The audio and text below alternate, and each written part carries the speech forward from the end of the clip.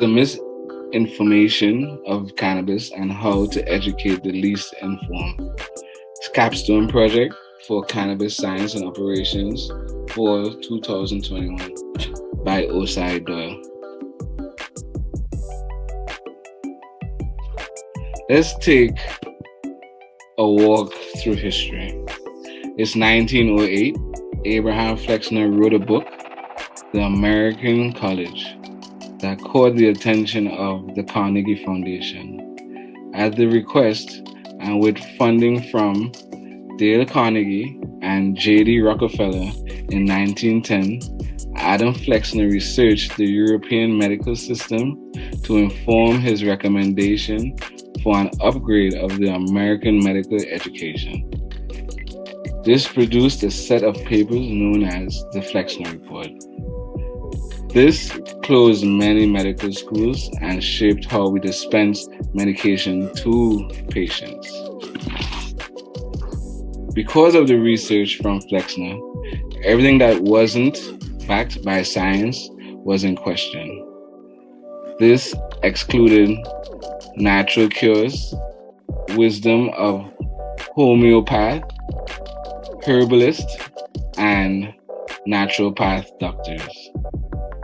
Natural cures and the wisdom of homeopaths were less recommended, and the business of the herbalist healers suffered as the public moved away from plant medicine to science-backed research and drugs.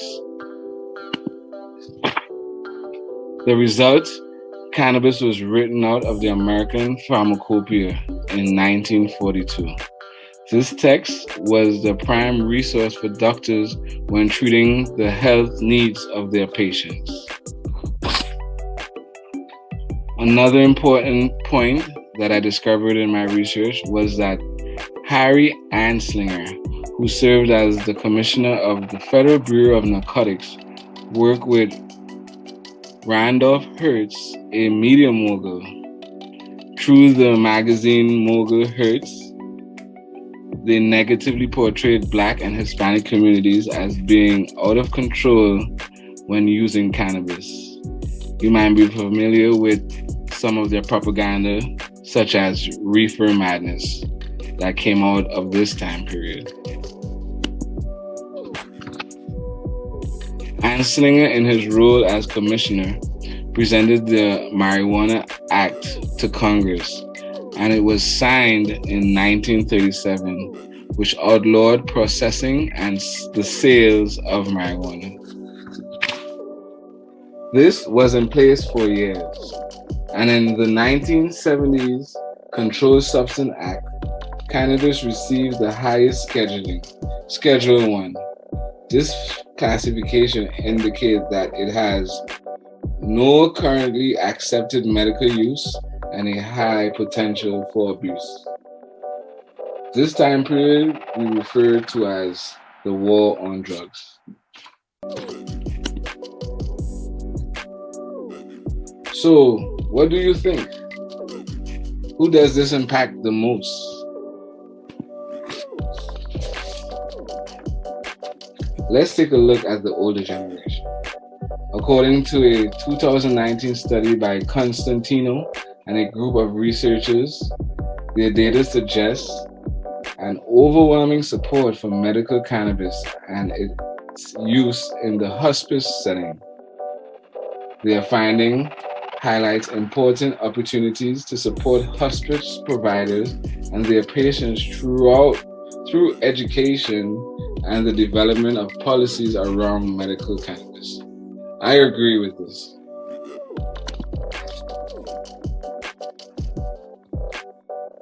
Rachel Knox, in her TED Talk that I cited, shows us that the endocannabinoid system has been hidden from the American medical schools for decades. This has impacted the way our physicians are educated, thus what they are able to prescribe to other patients. We learn here that the endocannabinoid system keeps our body in balance, concentrated in the brain, and located throughout the body. She educates us that it resides in all animals except insects. And with 600 million years of wisdom, the endocannabinoid system is the major manager of balance in your body. Not a single function that's not somehow modulated by the ECS. She describes it as a switchboard across all of our organs and directs and corrects to manage our health. We can thank researchers and scientists for reminding the public about the benefits of cannabis.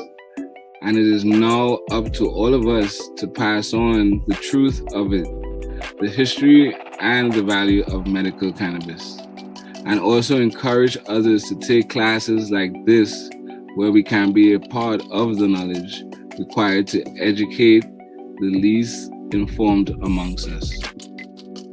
Thank you so much. Thank you to my classmates and professors.